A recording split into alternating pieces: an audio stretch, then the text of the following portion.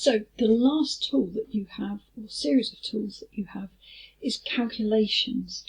You'll learn at the beginning of year 2 what you will find on the profit and loss account and on the balance sheet. And from these figures, there are certain calculations that you can create, which can then be used towards your objectives, but also can be used to compare against each other. So all of these values that are on the sheet that you can see here are all ratios. And because of this, rather than using the specific values that I've put down in this bottom corner, rather than the specific values, it's a comparison, which means that you could compare, in particular, one company from one year to another year, or you could compare one company to another company.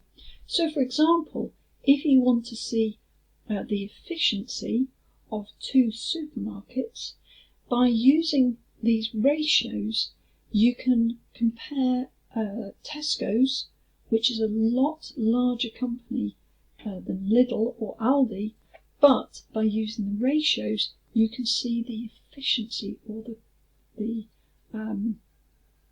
the proportions of the values, so that you can see how well they are running their companies without taking into account the size.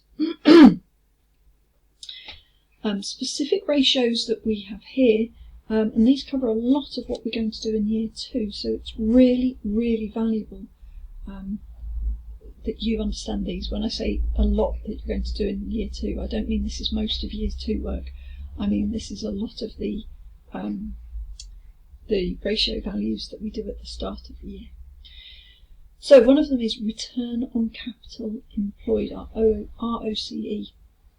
So what that tells you is how good your profit, and we use the operating profit, how good the profit is in relation to the amount of capital that you had to spend.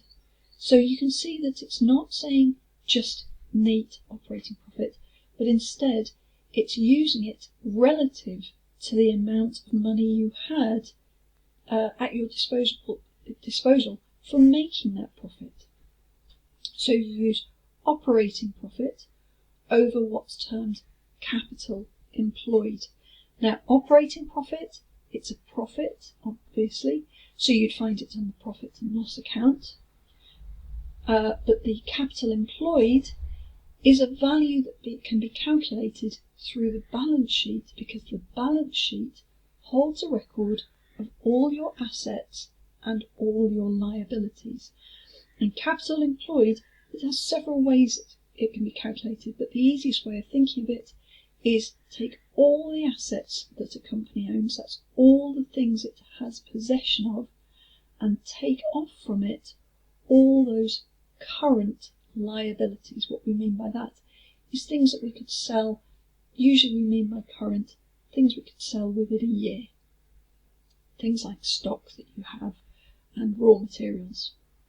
So if we took that, then we would have an idea of how good our profit is returned compared to the capital that we had putting into it.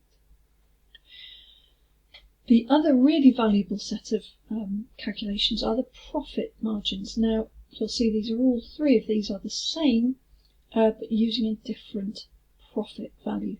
Note, return on capital employed just uses operating profit. So the first video shows us how we calculate the different profit, and those will appear on the profit and loss account, and we'll become familiar with that next year. We can only do one thing at a time, but once we have those values, once we compare the profit as opposed or against the revenue, we see how much of the profit as a proportion of the revenue we are keeping. Here comes the cat again. How much of that profit we are keeping by comparison with the revenue that came in. So basically we can see the efficiency of the company. How much are we losing? My cat's here talking to me. How much money are we losing at each step? And as I say, we can use that to compare 2 years for the same company. Perhaps we were more efficient last year and now we've lost our efficiency. Then we can really start to look at where those values are.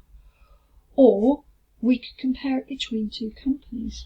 If I want to invest in a supermarket, although one is much larger than another, which one will bring back the biggest proportion of that money as profit? So those margins are really, really valuable.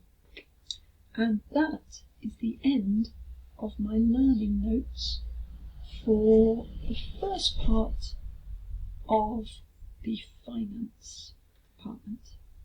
So remember, I'm thinking about this as an example where you have the problem that your friend has asked for support.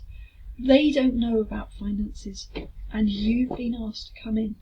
And that really is scaling down the genuine possible situation you could be in a few years where you could be responsible for the finance department of a company, and you would be looking at these calculations and these reports and interpreting and reporting back your understanding and what should now happen because of these values.